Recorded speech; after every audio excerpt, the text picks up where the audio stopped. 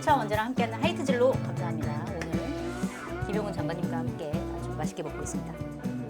마케타니를 소개합니다. 검증된 상품을 인터넷 최저가보다 저렴하게 판매하는 쇼핑몰로 마케타니에서 알뜰 쇼핑하시면 수익금 일부가 한겨레TV 제작에 사용이 됩니다. 구강 건강을 위해 프로폴리스 드시는 분들 많으실 겁니다. 프로폴리스는 꿀벌이 만든 건강 성분 중에 하나인데요.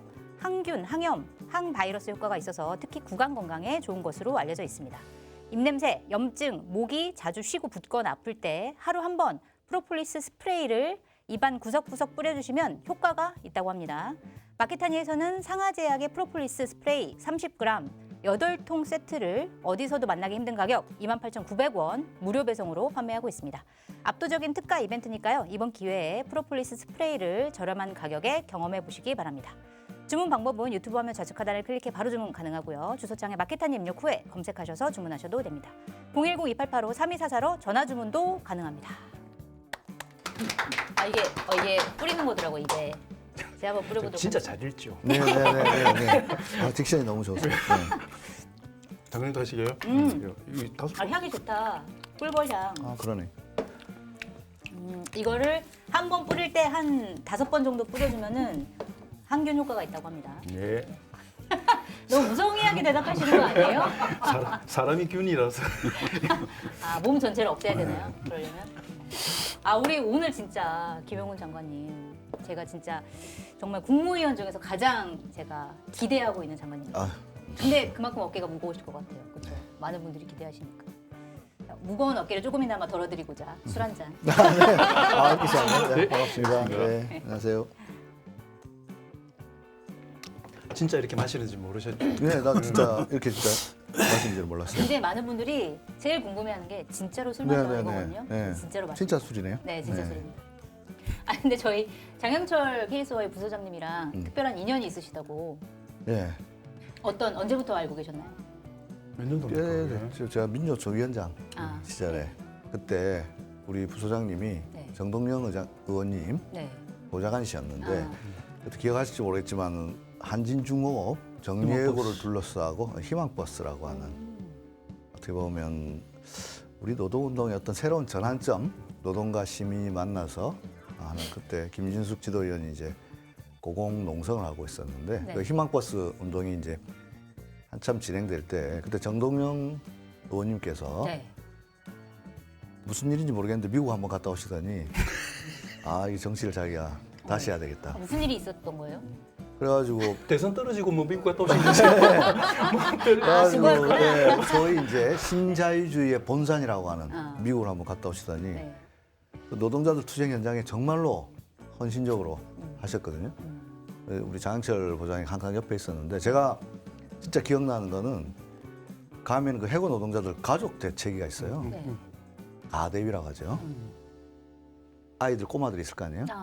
제가 가봐야 눈도 안 마주치는데 정동영 의장님 가시면 아이들이 얼마나 반갑게 하는 거예요. 인기가 많으셨구나. 알고 봤더니 다 이거예요, 이거. 치킨. 치킨 사가고 뭐 중요하죠, 사가고. 그런 거. 근데 문제는 원래 또 정치인들 다 그런 건 아니고 워낙 바쁘시니까 집회 시작하면 이따가 또 연설하시고 또 이석하시기도 하는데 정동영 의원님 제 기억으로는 거의 끝까지 마지막까지 자리 지키고 또 끝날 때까지 가셨더라고. 그런 정말 진정성 있는 모습을 보여줬는데 알고 봤더니 장영철 의원이 다 지시를 내린 거였군요. 아니 뭐 제가 볼 때 그런 거 같아요. 그렇게 다른 적이 없었어요.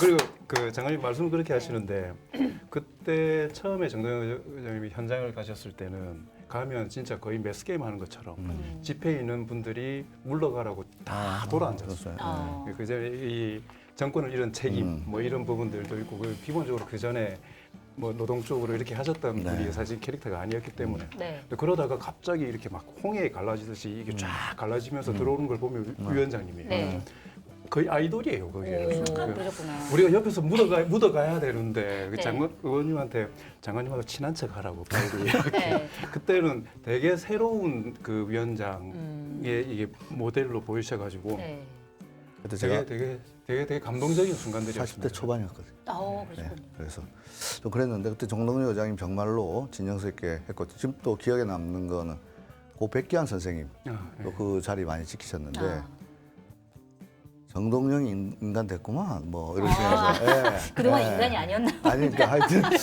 그런 말씀하시면서 그 자갈치에서 예. 회도 자갈치 예, 같이 하면서 백 선생님도 정동영 여장이 많이 칭찬하시고 했죠. 그때 현장에서 뵙다가 네. 지금 같이 국무위원 하시면서 국무회의 때 뵙잖아요. 네, 되게 네. 감회가 새로우실 것 같아요. 네, 정말 저는 뭐 감개무량하죠. 네. 이런 자리 뭐 살다 진짜 제가 살다 보니까 이런 날도 온다고 생각했는데 네. 같이 나란 일을 같이 의논할지는 꿈에도 생각을 못했고 네. 또 정동영 의장님 제가 그때 뭐 그러고 나서 정말 진정성 있게 하신다는 것이 자기 지역구 말하자면 후배들한테 저하고 강남에 출마하셨거든요. 아, 네. 그것도 정말 기억에 생생합니다. 사실 정말 이런 관계가 있다가 한 번씩 전화 주시고 이렇게 했었는데 공동포차 제가 처음 몇 번 나왔을 때 네. 정말 그때 전화 주셨잖아요. 네. 봤다고. 네. 그때는 장관님이 아니었죠. 네. 절도 이렇게 네. 하시면서 네. 봤다고. 그러고 나서 밥 한 끼 해야죠 이렇게 했었는데 네. 뭐 의례적으로 이야기하시는 거겠지 했는데 좀 있다가 장관이 되시더라고요. 네. 그래서 밥을 먹었어야 돼. 와큰 줄 하나 놓쳤다. 막 이런 아직까지 못 생각이 있죠. 드셨어요, 그래서? 오늘 뭐 닭 먹어야죠. 오늘 하는 것으로. 네, 네. 알겠습니다. 저 나와주셔서 고맙습니다. 아유 아닙니다. 불러주셔서 너무 감사합니다. 정한용 기자님은 인연이 없어요?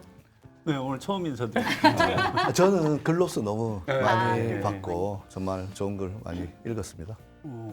곧 본방송 시작하는 모양인데 그 이름 혹시 동명이인 맞지 않으세요? 제가 아는 동명이인은 지금 한전 KPS 비정규직 발전 노동자 지금 서산 태안에서 네. 투쟁하고 있는 비정규직 김영훈 지회장이 있어요. 그 김영훈 지회장이 계속 김영훈 장관 좀 만나자고 투쟁하고 있습니다. 네. 한번 만나러 가셔야 되겠네요. 뵙기는 몇 번 뵀어요. 네. 배우 성우 뭐 스포츠 스타 이런 사람이 있습니까? 많더라고요. 김용훈? 예, 아주 많습니다. 아, 네이버에 치면은 같은 네, 바로 확인하실 수 분명히- 있어요. 우리나라에 몇백 명이나 몇천 명은 되는 거예요. 요즘 그 중에 제일 먼저 뜨시는 분 아닙니까? 그렇습니다. 그렇습니까? 저는 안 해봤는데. 보통 유명인들은 본인 이름 쳐보는데 안 쳐보시나 봐요. 저는 제가 치면은 네. 뭐 종북, 뭐 주적 논란 이런 거 나와가지고 잘 안 봅니다. 그 정치인이라고 돼 있어요. 김영훈 제가 쳐봤거든요. 네. 근데 뒤에 괄호 열고 정치인 그게 이제 장관입니다. 제가 그래서 누가 나무 위키 좀 네. 손을 봐야 되는 거 아니냐고 막.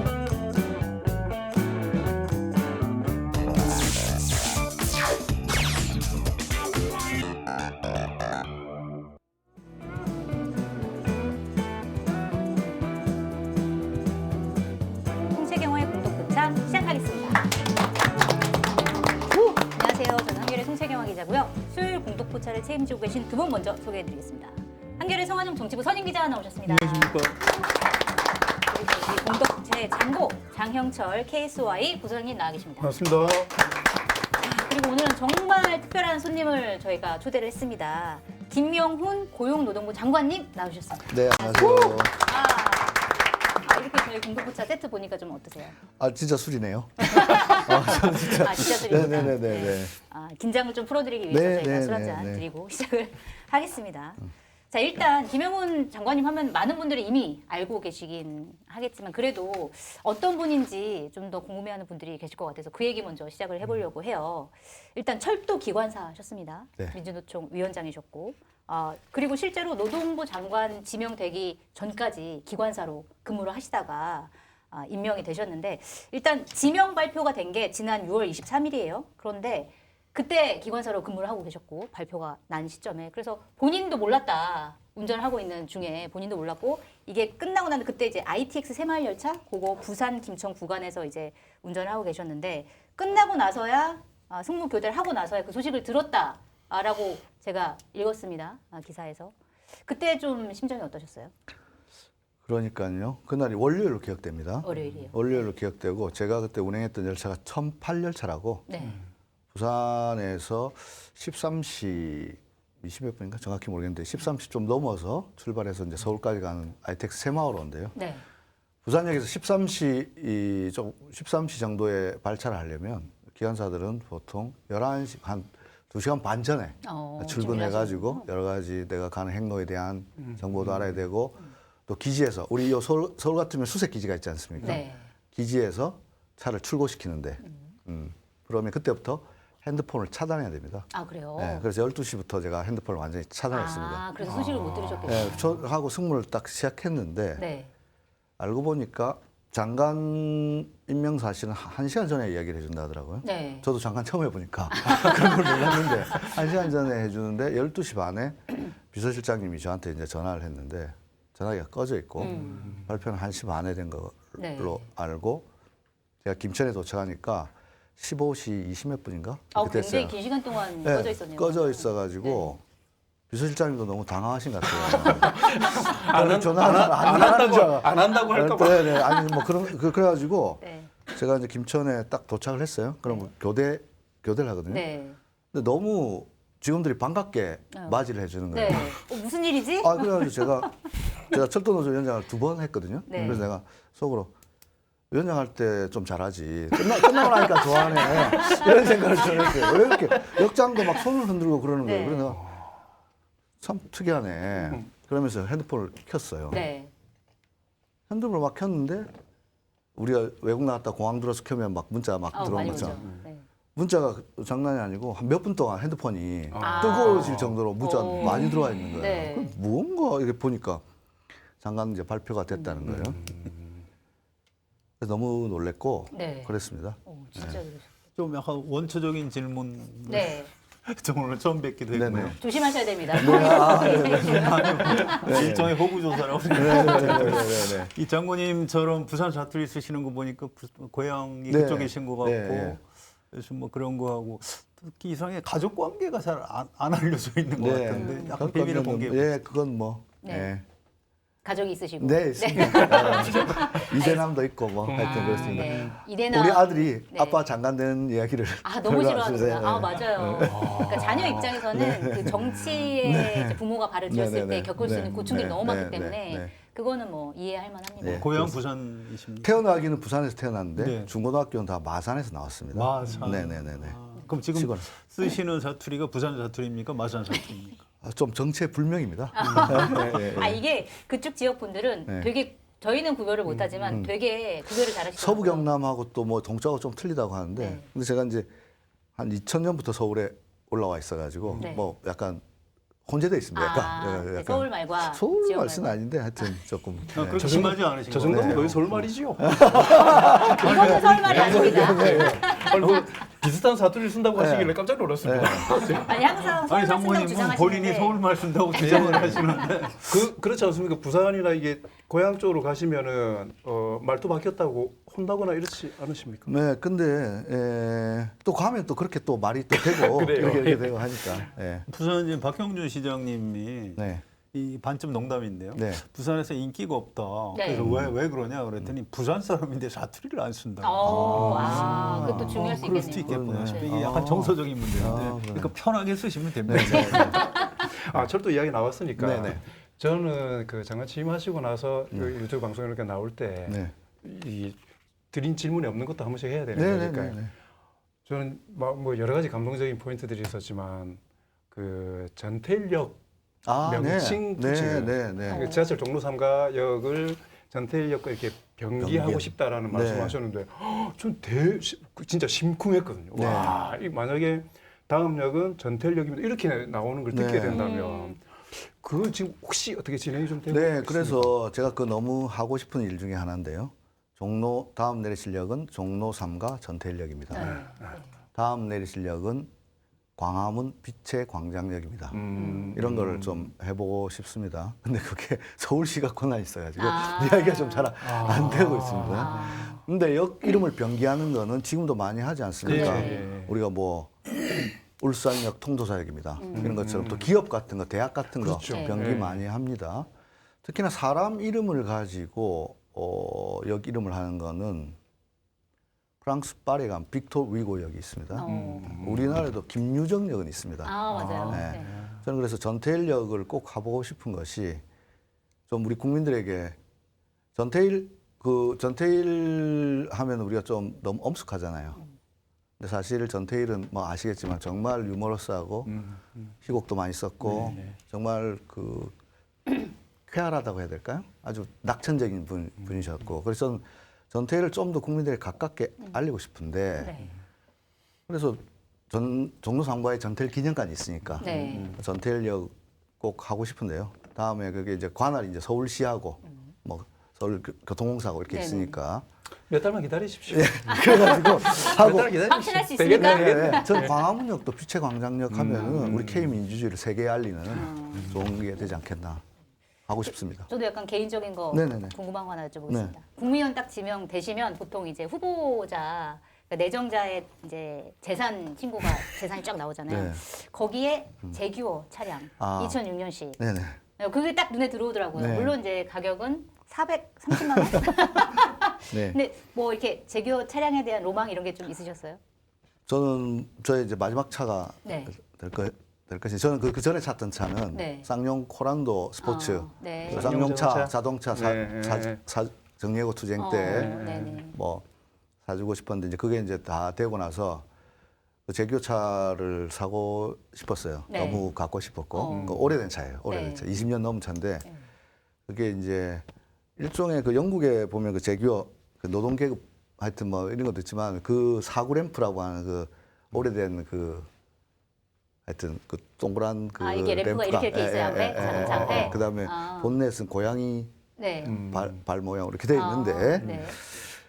제가 좀 오래된 걸 좋아하고 아. 고치고 이제 차값은 400 얼마인데 네. 고치는데 한 4천만 원까지 그 정도 계속 그것도 같이 신고하셨어야 되는 거 네, 아니에요? 고치는 게 있습니다. 고치는 게 지금 또 퍼져가지고 네.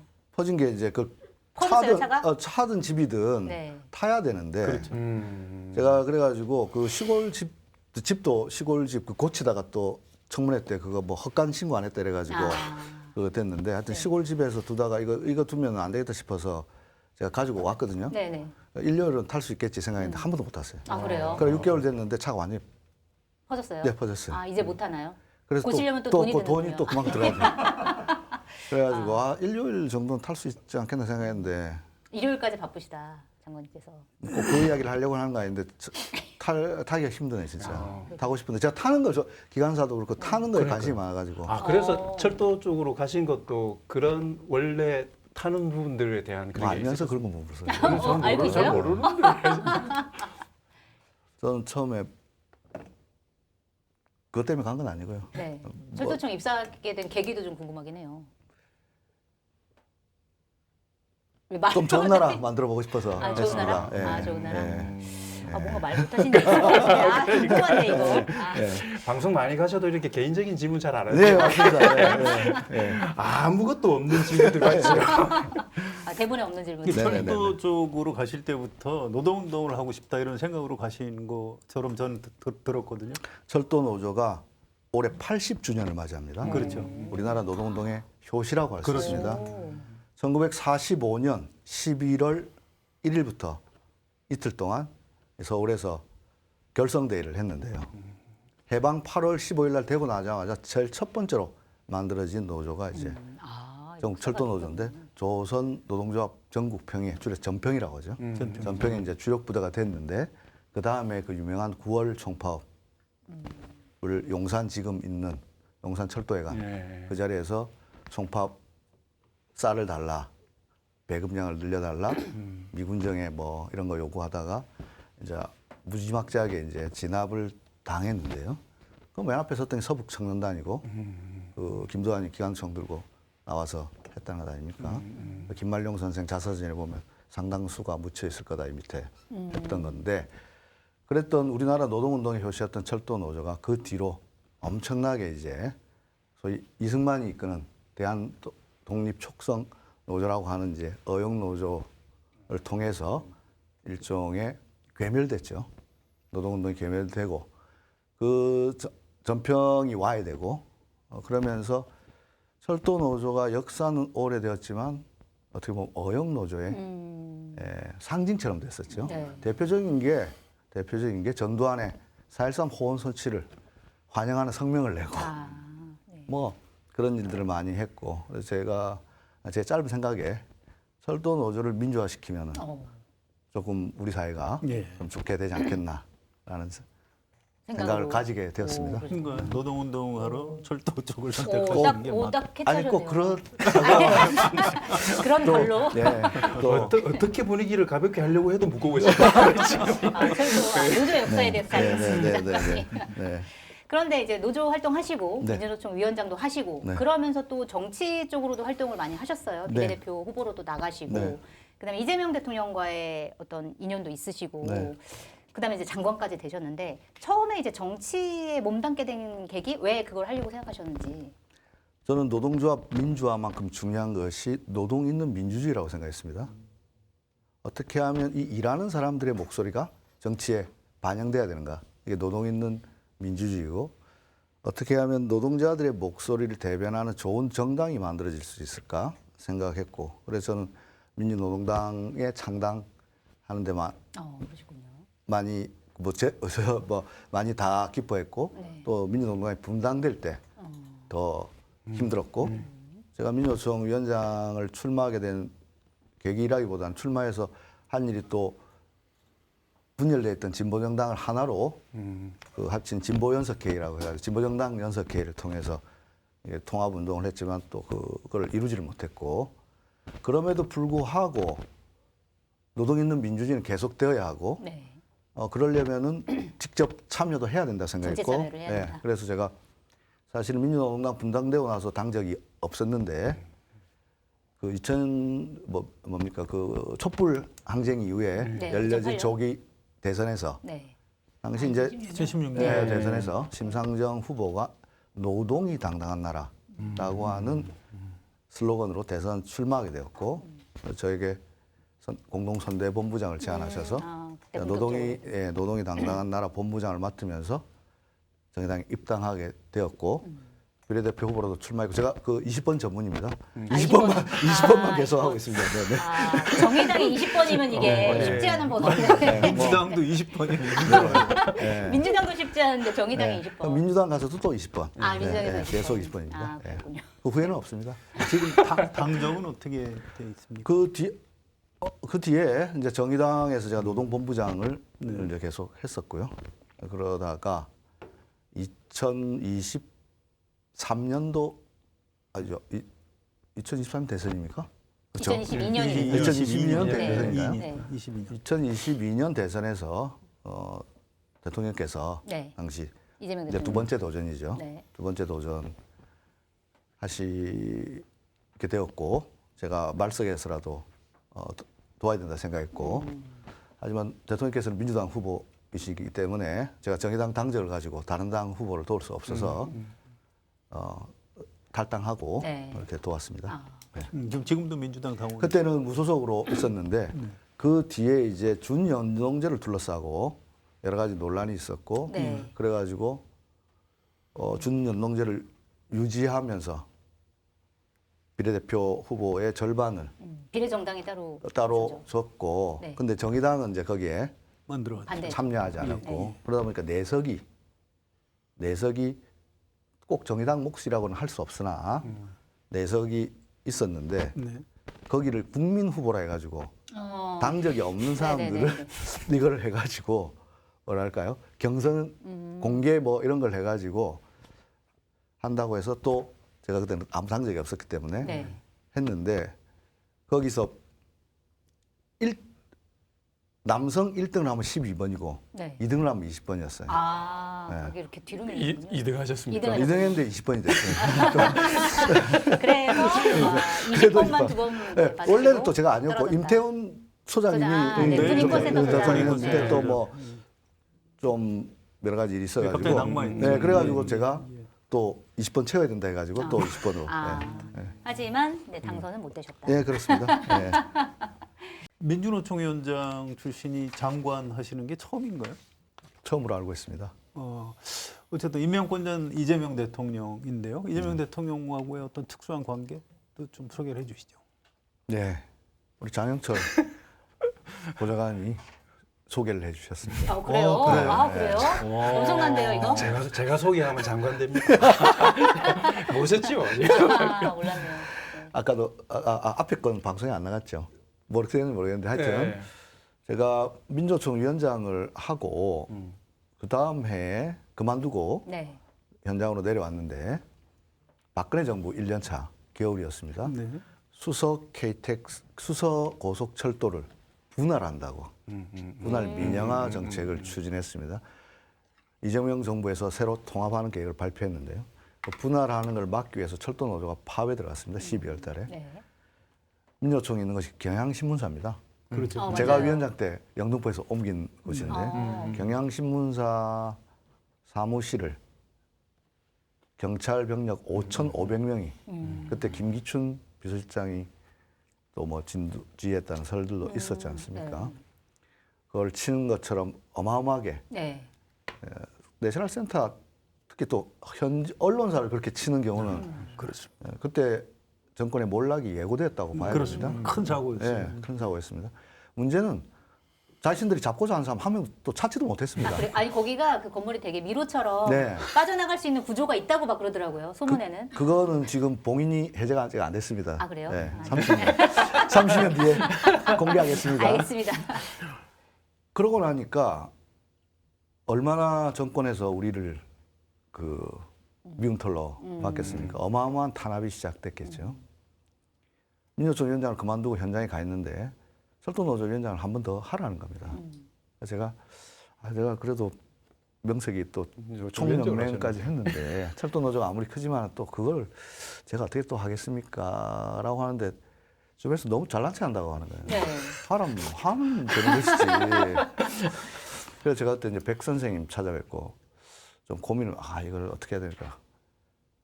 이 사람 아마 박근혜하고 싸우는데 뭐가 그렇게 중요하냐고 하면 되는 것이지. 전례라는 게 뭐가 있냐고 하면, 응?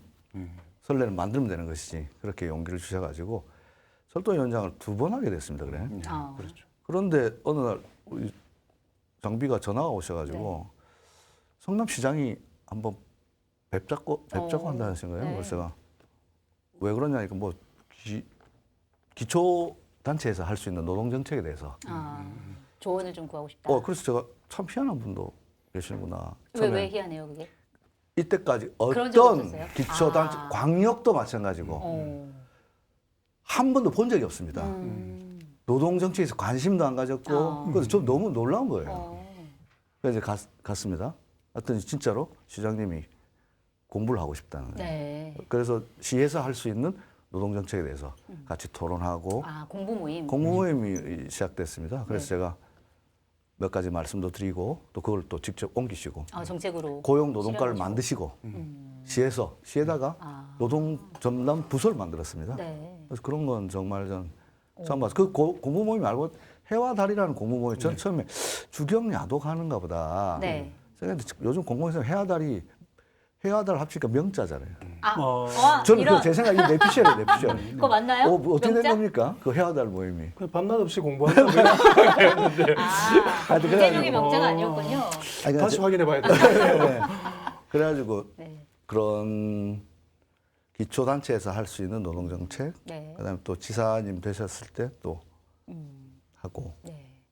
결정적으로는 이제 17년 기억나는 거는 16년도에 이제 박근혜 정부가 시운해고라 해가지고 네. 취업 규칙을 일방적으로 변경하는 일종의 노동 개혁이랍시고 공공부문을 했었는데 그래가지고 또 철도노조가 또 한 번 파업에 들어갈 수밖에 없었는데 공공부문 대규모 이제 저항을 했는데 그게 탄핵까지 이어지게 된 마중물이 됐다고 하는데 네. 가을에 국정감사를 하는데 저도 한노위에 불려 나갔습니다. 불법 파업 주도 노동자로. 근데 시장님도 청년수당 때문에 같이 두 사람이 같이 국정감사에 불려 나갔어요. 네. 거기서 또 만나셨군요. 거기서 만났어요. 만났는데 이 의원님 뭐 실명 이야기해도 되나요? 네. 그럼요. 그럼 다 역사에 남아 있는 거니까 네. 하태경 의원이 네네네. 예, 그때 한노 위원장님 홍영표 위원장이셨고 하태경 의원께서 이재명 그 시장님 청년수당은 안 물어보고 네. 우리 철도노조 규약을 갖다가 PPT에 띄워놓고 우리 규약에 보면은 수배자들이라든지 이런 분들에 대해서 노조에서 좀 지원을 할 수 있게 됐어요. 네. 그걸 가지고 이거 범법자들 이거 지원하는 거 잘못된 거 아니냐. 이거를 시장님한테 여쭤본 거예요. 그러니까 시장님께서 수배가 내려졌다고 해서 범법자는 아니지 않냐. 체포영장 발부하고 유무죄는 재판에서 재판을 가려야 되는데. 될 거다. 네. 그러니까 하태경은 계속 시장이기 이전에 변호사, 법률가로서 한마디만 해달라. 이거 잘못된 거 아니냐. 그러니까 이제 시장님이 노조라는 것이 본디 상부상조하는 거고 하다 보면 그런 거 안 해주면 누가 앞장서서 할 것이며 뭐 그래가지고 끝까지 그걸 답을 안 하셨는데 마지막까지 하태경은 아니 그래도 한 말씀만 해주시면 되는 거 아니냐. 약간 네.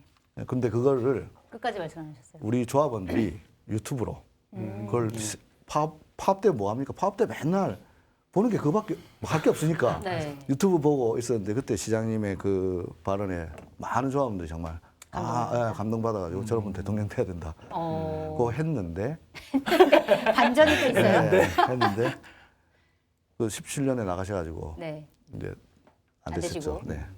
그게 반전이었군요. 아, 무슨 반전인가요? 중요한 부분이라 한 번 더 여쭤볼게요. 네. 그러니까 2022년 대선 때 좀 도와주셨죠, 이재명 민주당 네. 후보를. 네. 근데 그 다음에 대선에서 진 다음에 민주당이 대표가 됐거든요. 네.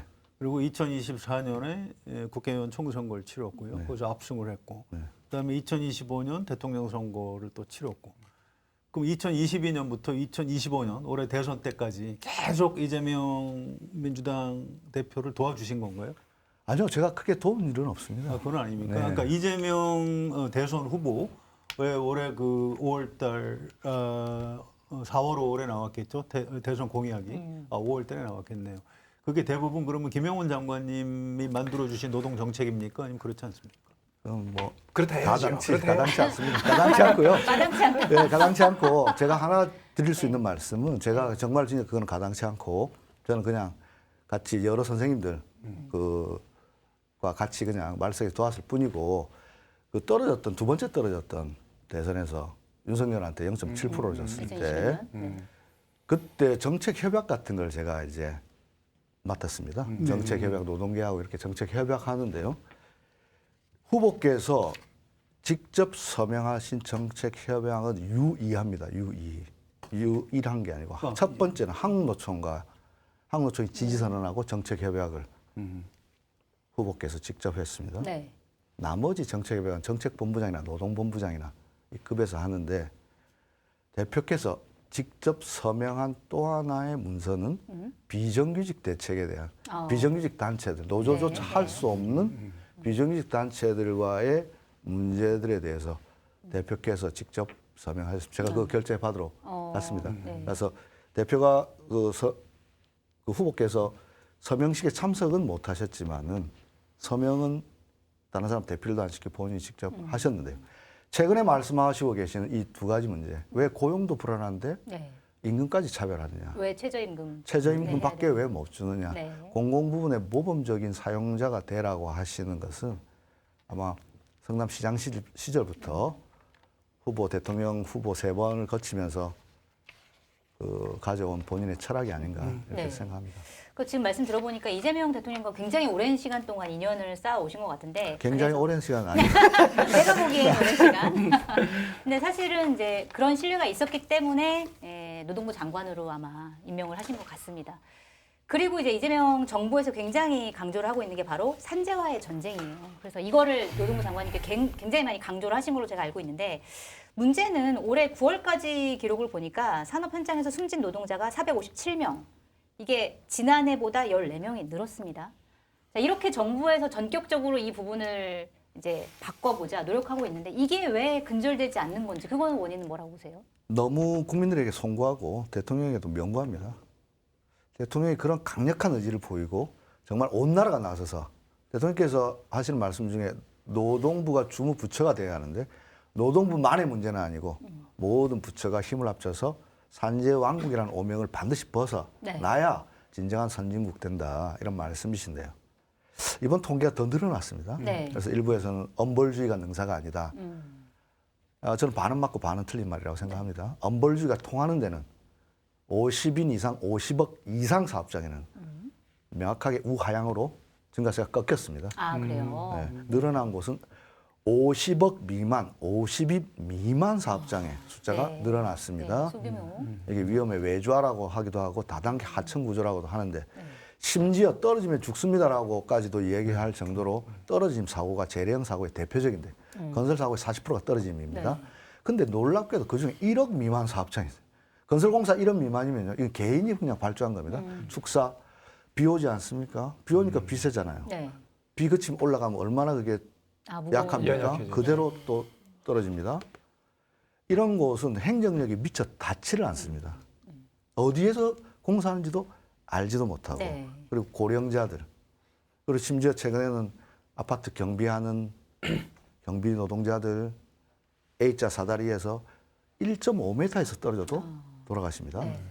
이 추락 사고가 그래서 이제 저희들은 규모가 있는 곳에는 더 엄격한 강력하게, 처벌. 예, 네. 엄격하게 하고 예방의 주체로 거듭나야 되고 정말로 지원이 필요한 곳에 네. 어마어마하게 우리가 지원해야 합니다. 아, 그래서 내년도 예산에 중소 영세 사업장에 대해서는 5,400억을 네. 배정했습니다. 어. 지원해주고요. 아까 말했던 손에 닿지 않은 그런 작은 사업장에 대해서는 온 나라가 나서야 되니까 지방 정부하고 협단체, 축사 같은 축협, 네. 그다음에 태양광 설치하다 또 떨어집니다. 여기는 태양광 업체하고도 하고 촘촘하게 하고 또 경기도에서 했던 노동안전 지킴이 1,000명 해가지고 계속 페트롤도 돌리고 계도도 하고 컨설턴트도 해드리고 해서 이쪽은 품이 들어가야 됩니다. 지원. 네, 지원해야 합니다. 네. 투트랙으로 좀 가야 네, 된다, 그렇습니다. 이렇게 말씀해 근데 산재 부분은 약간 불가피한 측면도 있지 않겠습니까? 어떻게 제로로 만들겠습니까? 이게 불가항력적인 상황들도 있을 네. 건데 그래서 예방을 강조하는 것도 되게 중요한데 제 생각은 산재를 입으신 분들에 대한 사후 관리 부분들 있지 않습니까? 네. 그리고 그분들의 일상으로의 복귀 뭐 이런 부분에 대해서도 저는 같이 이게 강조가 되고 정책들이 좀 나왔으면 맞습니다. 좋겠다라는 생각이 들더라고요. 제가 그나마 지난 6개월 돌아볼 때 가장 저에게 힘이 됐던 것은 그 포스코 ENC에서 예. 일하다가 신안산선이 붕괴되어 가지고 극적으로 매몰되었다가 구조된 20대 한 노동자가 있습니다. 이 노동자가 국무회의 생중계되는 걸 보고 저에게 문자가 왔습니다. 이 노동자가 어떤 문자를 보냈냐면 자기 4월 달에 사고 나가지고 정말로 극심한 트라우마와 대인 기피 그리고 실제로 몸을 못 움직입니다. 네. 그래서 처음에는 막 기사도 몇 개 나던데 점점 기사는 없어지고 그래서 자기는 계속 포스코 관련된 기사만 찾아보는데 어느 날 대통령 입에서 포스코 ENC를 이야기하면서 네. 비필적 고의에 의한 살인 아니냐. 이 이야기를 듣고 자기는 용기를 얻었는데요. 아, 나라가 나를 잊지 않고 있구나. 그래 이 친구가 이제 문자가 왔어요, 저한테. 네. 드라마 치료를 받다가. 그래가지고 그때까지만 하더라도 상당히 상황이 안 좋았어요.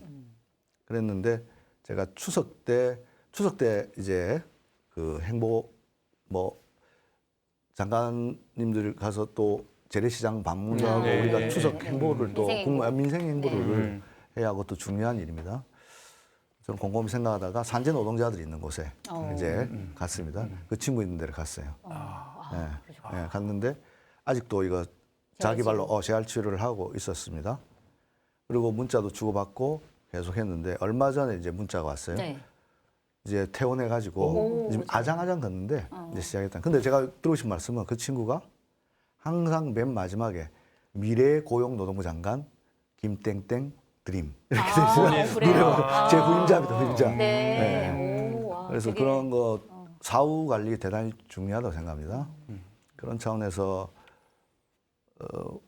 산재 가족들하고 만남도 조만간 추진할 생각입니다. 예. 네, 좋은 방법이네요. 네. 그분이 정말 본인이 겪었던 그런 산재를 이겨내고 네. 정말 나중에 장관이 되면 네. 되게 일을 잘 할 수도 있겠다 이런 네. 생각이 좀 드네요. 네, 맞습니다.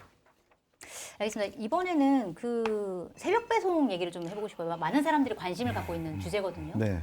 그러니까 사실 쿠팡에서 새벽 배송을 하면서 많은 사람들이 새벽 배송에 굉장히 익숙해져 있는데, 그러니까 최근에 이제 민주노총에서 그 문제를 제기했습니다. 사실은 새벽 배송을 하는 이제 택배 기사들이 굉장히 많이 이제 어려움을 겪고 사망하시기도 하시고 이런 일을 겪으니까 새벽 배송을 우리가 어떻게 해야 되는지 논의를 해보자. 새벽 배송 자체를 금지시키는 것과 포함해서 이제 논의를 해보자 이렇게 제안을 했고.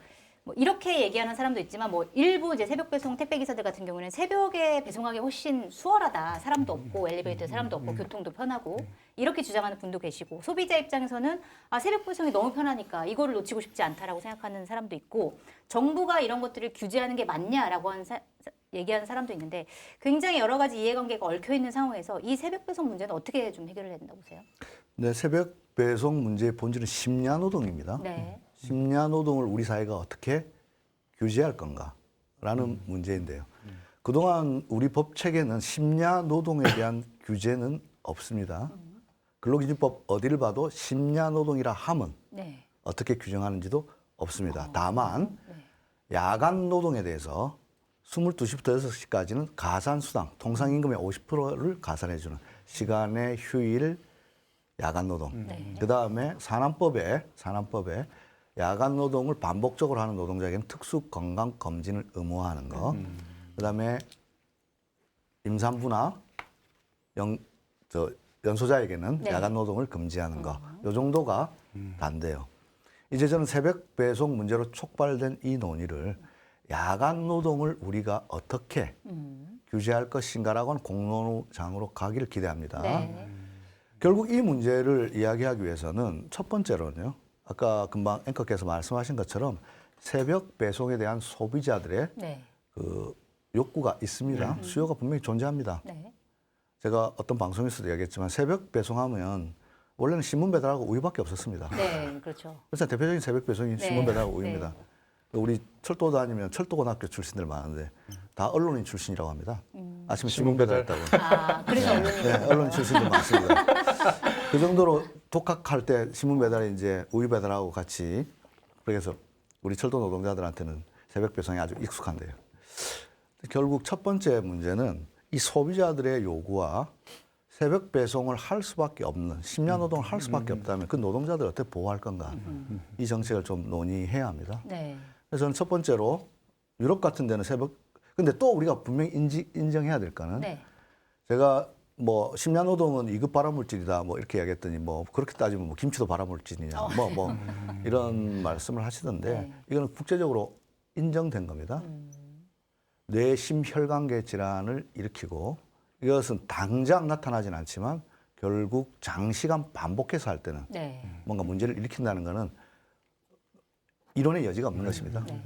제가 그래서 해 뜨면 일하고 해지면 쉬어야 되는 것입니다. 그게 섭리입니다. 자연의 섭리. 자연의 섭리를 오랫동안 거스른다는 것은 어디선가 약한 데부터 터지게 돼 있다라는 것인데 그렇다면은 야간 노동을 어떻게 규제할 것인가 공론화하고 두 번째는 새벽 배송이 필요하다면 네. 예를 들어서 맞벌이 부부라든지 신선식품이라든지 제가 아령을 새벽에 받을 이유는 없잖아요. 그렇죠. 네. 이런 것처럼 버스나 이런 거 굳이 오늘 아침에 꼭 하려고. 예, 꼭 아침부터 할 필요는 모르겠습니다. 야, 그 많은 것 중에 하필 아령을 아니, 그러니까 무거우니까. 예를 들어서 헬스도 오고 이런 걸 갖다 굳이. 그래서 저는 새벽 배송이 꼭 필요한, 이게 ILO에서 이야기하는, 약간 제가 영어를 써서 죄송한데, 이게 달리 표현할 길이 없어가지고, 이센셜 서비스냐, 미니멈 서비스냐. 이게 꼭 필수한 거야. 이게, 이 업무가 중단되면은 공중의 일상이 어려워지느냐. 네. 그렇지 않은 게 많죠. 아는 거 많죠. 그러면 이센셜은 아닌 거예요. 필수는 아닌데 네. 미니멈 정도는 서비스를 제공해야 된다. 저는 저런 것들도 사회적 대화를 필요하다 봅니다. 마지막 남는 거는 이 새벽 배송으로 누군가는 이득을 볼 것입니다. 네.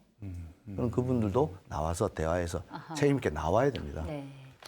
지금은 그 책임자가 안 나오고 있죠, 사실은. 네. 이 비용으로 통제하는 방안이 일리가 있는 겁니까? 없는 겁니까? 굉장히 어려운 문제 같은데. 네, 저는 비용을 가산수당을 더 주는 거는 잘못하면 유인책을 더 늘리는 겁니다. 그렇습니다. 네. 그래서 어려운데 그렇다고 해서 꼭 필요한 사람들은 내 비용 부담을 많이 하더라도 새벽 배송을 받고 싶다 이런 분들이 있을 수 있고요. 네. 그래서 쉽지 제가 않은 문제 같아요. 네, 쉽지는 않습니다. 하지만 반드시 이거는 우리가 논의가 시작됐습니다. 네. 논의를 피하지 말고 네. 사회적 대화를 해야 되는데요. 제가 물류센터에 2번 갔습니다. 여름에 한 번 가고 네. 얼마 전에 또 심야 시간에 금요일에서 토요일로 이어지는 23시부터 01시 사이에 아주 큰 수도권에서 가장 큰 물류센터를 갔는데요. 네. 제가 가서 본 건 그 노동자들하고 대화하고 제가 불시 점검할 때는 뭐 지적하러 간다기보다는 그 그냥 노동자들, 대화하고 노동자들하고 이야기하고 싶습니다. 야간 노동이 어떠냐 해서 첫 마디가 누군들 뭐 좋아서 밤에 일합니까? 그렇죠. 돈이 막입니다. 돈 때문에. 그렇죠. 예.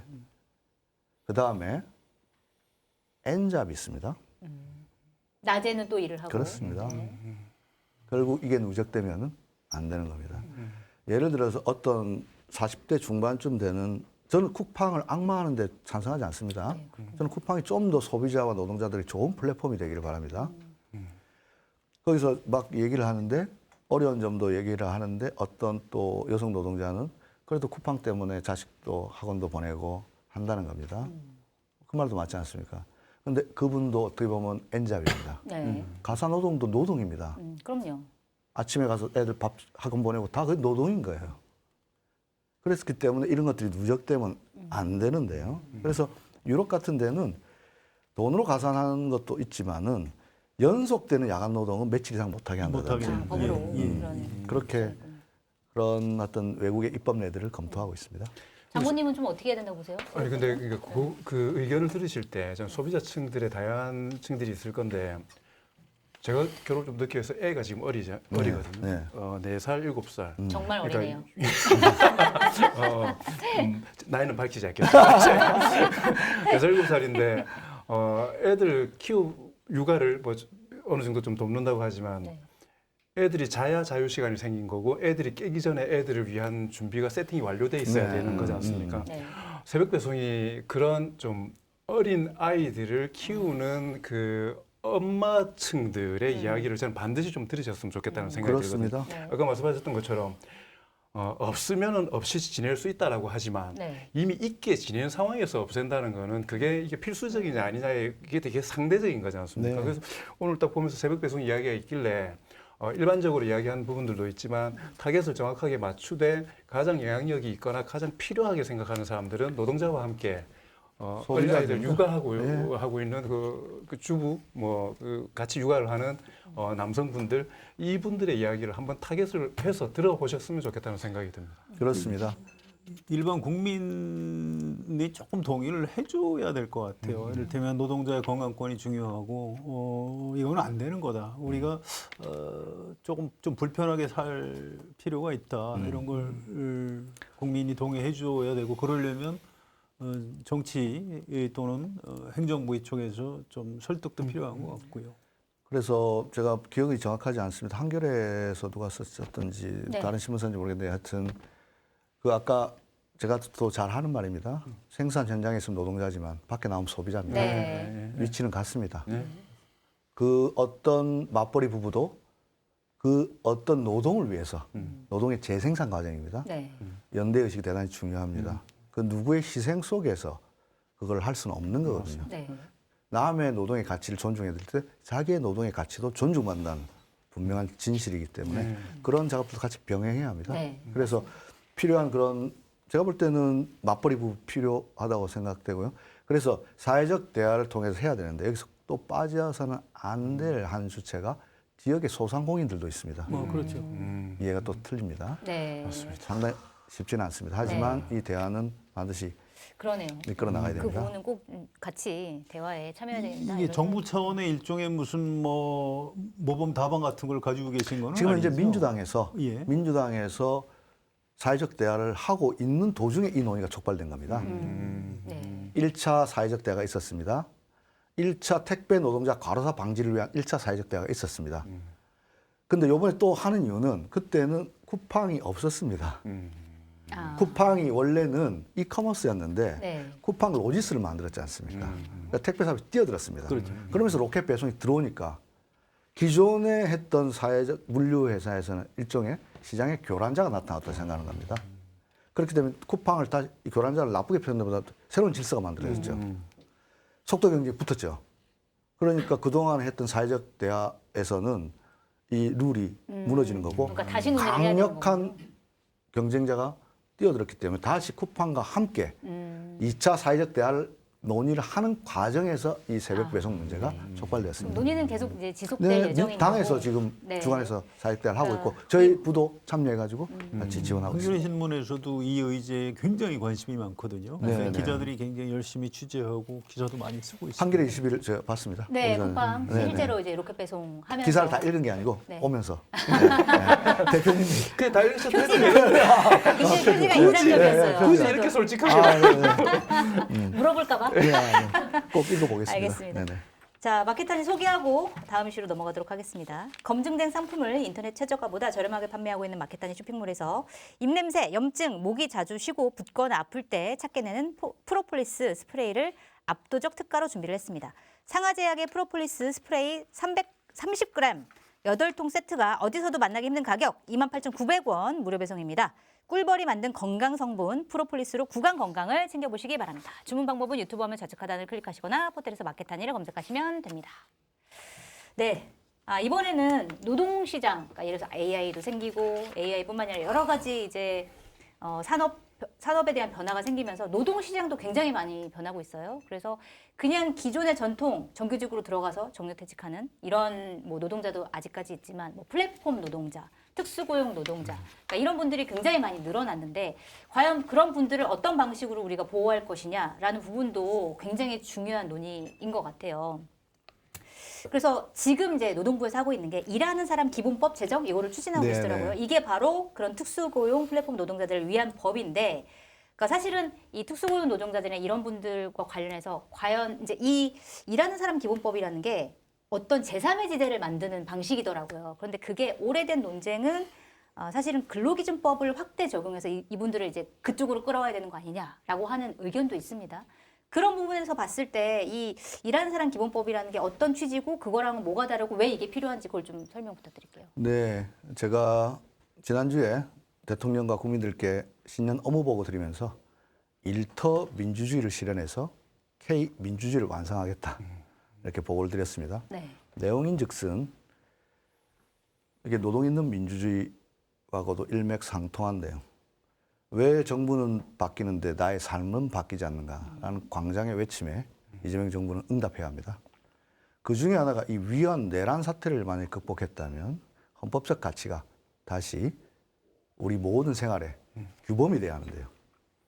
헌법 제32조 모든 국민은 일할 권리를 가진다. 33조 노동자가 노동 근로조건 개선을 위해서 노동 상권을 가진다라고 이 헌법적 가치가 왜 일부에게만 적용되는가? 만약 근로자성 인정받는 노동자 수하고 네.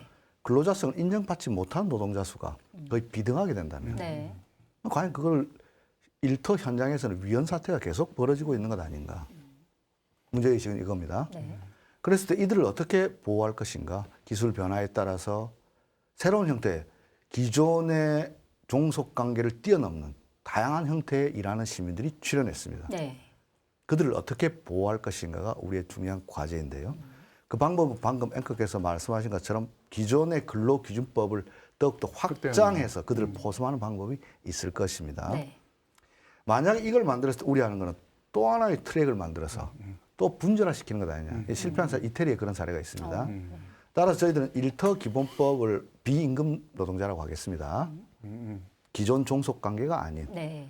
예를 들어 타인을 위해 노무를 제공하고 임금이든 보수든 그 무엇이든 금전을 받는다면 그들을 보호해야 하는데요. 네. 첫 번째로는 근로자 추정제도 도입합니다. 네. 그렇게 해서 근로자 추정제를 동시에 도입하기 때문에 그런 비판에 대해서 예를 들어서 네네네. 오분류되는 거라든지 네. 이런 것들은 지금까지 산재도 마찬가지, 근로자도 마찬가지고 얼마 전에 고오 요한나님 MBC에서 안타까운 일이 있었는데 네. 본인이 근로자임을 입증해야 합니다. 네. 직장 내 괴롭힘 당한 것도 억울한데 자기 근로자성을 자기가 입증하라. 이제는 내가 타인을 위해 노무를 종사했고 대가로서 금전을 받았다고 하면 네. 일단 근로자 추정합니다. 어. 반증은 사용자가 하게. 네. 그러니까 말씀하시는 건 사실 법원에서 근로자성을 인정받기 위해서는 사실은 노동자가 스스로 근로자가 스스로 그걸 지금까지는 증명을 해야 됐는데 만약에 방금 말씀하신 근로자 추정 제도를 도입을 하게 되면 그걸 사용자가 증명할 수 있도록 만든다라는 말씀이신데 그러면 사실은 이 제도를 근로자 아님을 증명하라고. 근로자가 그러니까 사용자가 아닌 우리는 증명해요. 이 사람은 우리의 근로자가 아니었어라는 아니다. 걸 증명하도록 만드는 건데 사실 유럽 같은 경우에는 뭐 입법 지침 이런 걸 통해서 그냥 일단 플랫폼 노동자 같은 경우에는 근로자로 추정한다 이런 식으로 이제 뭔가가 있어요. 근데 그러면 한국에서는 어떤 방식으로 그거를 추정 제도를 도입하게 되는지 좀 구체적으로 설명해 주실 수 있어요? 하나 조금 유럽하고 다른 점은요. 네. 우리 근로기준법에는 형법이 있습니다. 형법 처벌 조항이 있습니다. 이게 추정을 가지고 형법을 적용할 건지 조금 어려운 문제 좀 들어갑니다. 이거는. 이게 좀 네. 어려운 점입니다. 아, 법 체계 자체가 좀 다른 아니 문제이기 때문에. 무죄 추정 원칙인데 네. 이 사람을 근로자로 추정해가지고 이걸 안 하면 일단 형법 적용한다. 이게 좀 법리적으로 다툼이 있습니다. 네, 네. 하여튼 그래서 유럽하고 똑같이 비교할 수 없는 부분도 약간은 있습니다. 네. 그래서 저희들이 일단 그래도 정신은 똑같이 네. 해서 일단 타인을 왜 노무를 제공했고 그의 대가로 금전을 받았다면 일단 근로자로 추정하고 전속성이 없거나 아니다는 건 사용자가 입증하면 됩니다. 네. 반증을 못한다면 그대로 근로자로 근로자로 추정합니다. 인정되는 거고. 네. 반증을 못하면. 네. 산재도 그걸 마찬가지입니다. 그럼 법으로 제정을 하거나 뭘 법 고치는 제정을 건가요? 해야 합니다. 법 제정을 네. 해야 하는군요. 네, 법 제정을 해야 되는데 네. 그런 사회적 대화를 해서 법 제정을 하는 걸 국정과제로 지금 삼고 있습니다. 네. 공덕부처에 출연하는 장군님은 근로자성이 있는 건가요? 저희 대표님한테 입증하라고 할 겁니다. 근데 제가 볼 때는 네. 입증이 쉽지 않을 겁니다. 그래요? 영혼이 자유롭기 때문에. 예. 일을 잘 안 하거든요. 아 근데 이 진지한 이야기 하는데 죄송한데, 네. 야 노동부 직원들 고생하시겠습니다. 왜요? 아니 장관님이 저렇게 A부터 Z까지 저렇게 정돈된 상황에서 네. 모든 부분을 꿰뚫고 있으면, 네. 야 일하는 사람들 골치 아프죠 저렇게 되면. 아, 워낙 이쪽으로 계속 계셨던 분이기 그러니까 때문에. 너무 정리가 잘 돼 있으셔가지고 네. 말씀이 딱 보고 하시는 것처럼 이렇게 이야기가 되니까 네. 속속 들어오네요. 왜 그러세요? 아니 지금 그래서 그 얘기를 하시는 게 아마 업무 보고 얘기를 하시려고 예. 하는 것 같은데 최근에 이재명 대통령이 업무 보고를 그러니까 사실은 뭐 국무회의를 생중계도 했고 그 다음에 또 부처 업무 보고까지 생중계를 하다 보니까 여러 가지 에피소드들이 되게 많아요. 근데 부처 장관으로서 이제 그 업무 보고 자리에 섰을 때 모든 게 다 생중계되기 때문에 굉장히 긴장도 될 것 같아요. 그리고 대통령이 그냥 넘어가는 분이 아니라 뭔가 잘못하면 진짜 따끔하게 지적도 하고 뭐 어디서는 뭐 예를 들어서 야당 같은 경우는 팥쥐 엄마냐 뭐 이런 얘기까지 하고 왜 이렇게 남의 편만 비판하냐 뭐 이런 말을 하는데 사실 남의 편만 비판하는 것 같진 않고 우리 편이라고 해도 비판할 게 있으면 비판하고 하는데 이게 좀 장단점이 있을 수는 있을 것 같아요. 그러니까 이게 국민들이 보기에는 굉장히 신선하거든요. 그래서 우리나라가 이렇게 돌아가는구나 이거를 이제 파악할 수 있는 반면에 한쪽에서는 약간 정치적인 싸움이 될 수도 있는데 뭐 대통령의 발언이 좀 위험할 수도 있는데 이렇게 좀 정치적으로 비화될 수도 있는 부분이 있거든요. 어떻게 좀 보고 계세요? 이재명 대통령께서는 그 어떤 정치인보다 구체적인 강론에 네. 디테일에 강하신 분입니다. 네. 본인께서 국민의 삶을 바꾸는 것이 정치의 요체라고 말씀을 하시는데요. 특히 노동 문제만 보자면 담론으로 정년연장 다 동의한다. 뭐 어디로 가야 된다 다 맞는데 그럼 뭐 어떻게 하냐면 어떻게 구체적인 정책에 대해서 승부를 보시려고 하는 분이고 네. 그거를 통해서 끊임없이 고민하시는 분이기 때문에 모든 분야에 대해서 정말로 많은 고민을 하시지만 저는 특히나 불리한 것이 네. 본인이 노동인권 너무 잘 변호사고 알죠. 너무 전문가인데 아시면서 계속 물어보니까 제가 너무 힘이 드는데. 아니 근데 보면은 되게 농담도 하시고 되게 예뻐하시는 것 같아요. 그러니까 막 딱 대통령의 표정이 너무 밝고 막 웃으시면서 말씀하시고 전혀 편애한다라고 아닙니다. 하는 소문이 아니요, 있습니다. 아니요. 그거 아니고. 그건 아니에요? 절대 아니고 대통령께서 저는 너무 애정하시고 제어가 아니고 노동에 대해서 정말 진심이시고 네. 대통령하고 나눴던 이야기 중에 세 가지 노동 정책이라는 게 멀리 있는 게 아니고 일터에서 일하는 사람 억울한 일 없어야 됩니다. 제일 억울한 게 뭡니까? 살려고 나간 일터가 죽음의 장이 되는 것 너무나 억울합니다. 네. 일하고 돈 떼이는 거 진짜 억울합니다. 떼인 돈 받아드리겠습니다. 하는 게 두 번째 억울한 거. 세 번째 이번에 대통령이 강조하시는 거 비슷한 일하고 차별받으면 안 됩니다. 네. 이 세 가지만 우리가 나라가 제대로 해도 노동 정책이 선진화될 수 있다고 생각하는데 대통령께서 이 순서대로 지금 우리 부에 지시를 하신 겁니다. 네. 그 대통령의 철학을 잘 받들어서 정말 일터에서 억울한 일 없도록 네. 하는데 최선을 다할 생각입니다. 유독 어깨가 무거워 보이십니다. 근데 확실히 그런 건 있는 것 같아요. 네. 이재명 대통령 본인이 그 이른바 소년공 어릴 때 그 공장 생활하면서 맞기도 많이 맞았고 임금도 많이 떼받고 산재 당해서 뭐 몸도 이렇게 많이 여동생 돌아가셨고 크게 다쳤고 네. 동생 돌아가시고 그래서 이재명 정부에서 제일 힘든 장관이 노동부 장관인 것 같아요. 제가 볼 땐.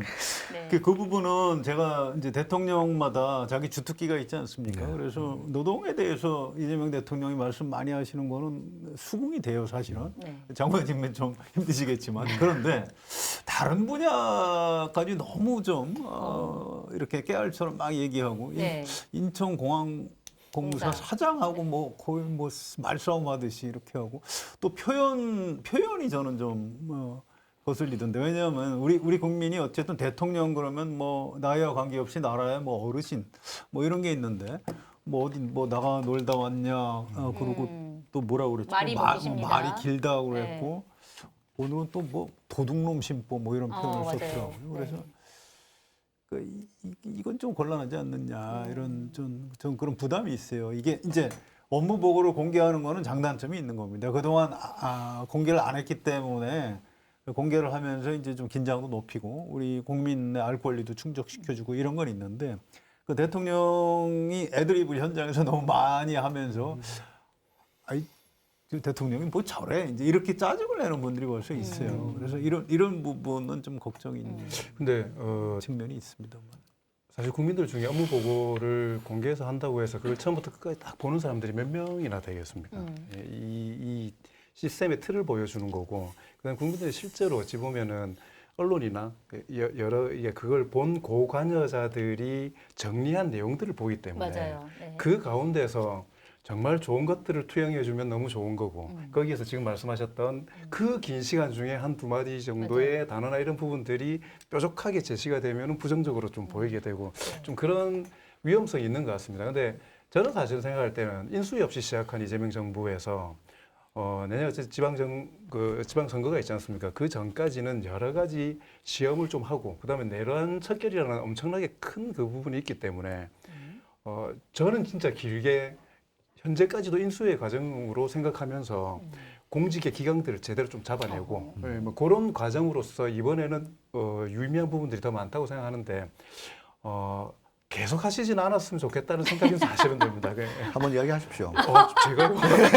제가요. 안 좋은 역할을 맡기시는군요.